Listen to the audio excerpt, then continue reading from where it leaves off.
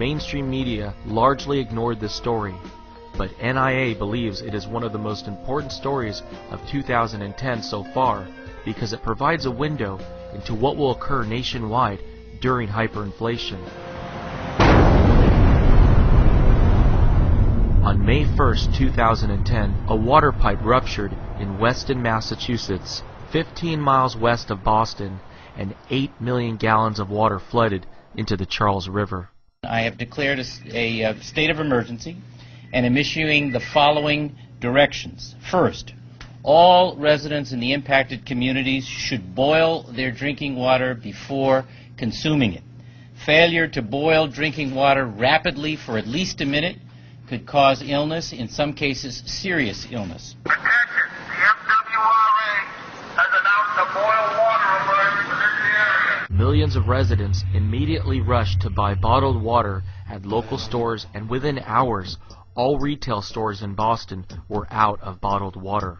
Hour and a half after we opened, we were basically back to square one with no water. They're like every place else. And the water shelves aren't the only empty ones. Obviously with no water, no dishwasher, the trickle-down effect is a significant effect on the paper plates and the paperware. Even more shocking than how quickly retail stores ran out of water was how quickly Americans turned into animals fighting over water. Don't bother going to the supermarket. It's crazy. It's like a big brawl. Don't go.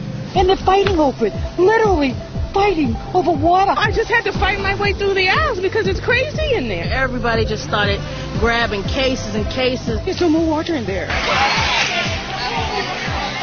Mother of God.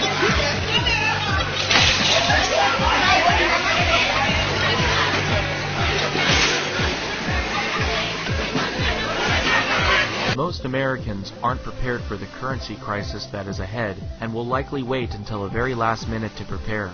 Unfortunately, by the time hyperinflation becomes apparent to all, it will be too late for Americans to purchase the goods that they will need to live and survive.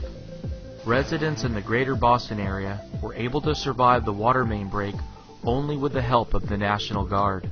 This line is about 2 miles long and stretches back to the Lynn border. Many of the people here have been in line since before 7 o'clock this morning, waiting to get their case of water. They're getting a case of water, even though it did say 2 cases on the press release. Unfortunately, we didn't receive the other truck in time. Within 2 hours, volunteers had distributed about 840 cases. And then, with dozens of cars waiting, came this announcement. We are out of water.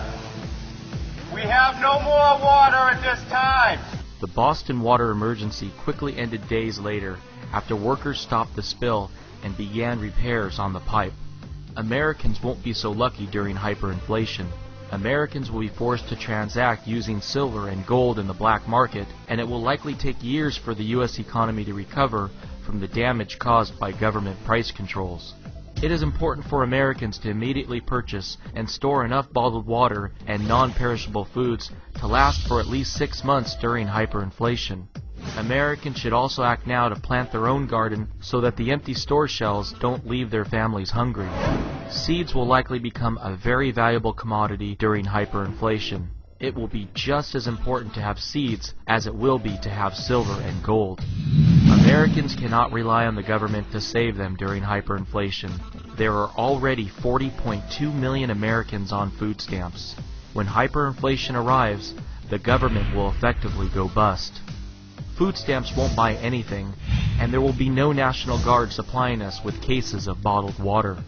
Remember, most of what you see in your local supermarket comes from hundreds or even thousands of miles away.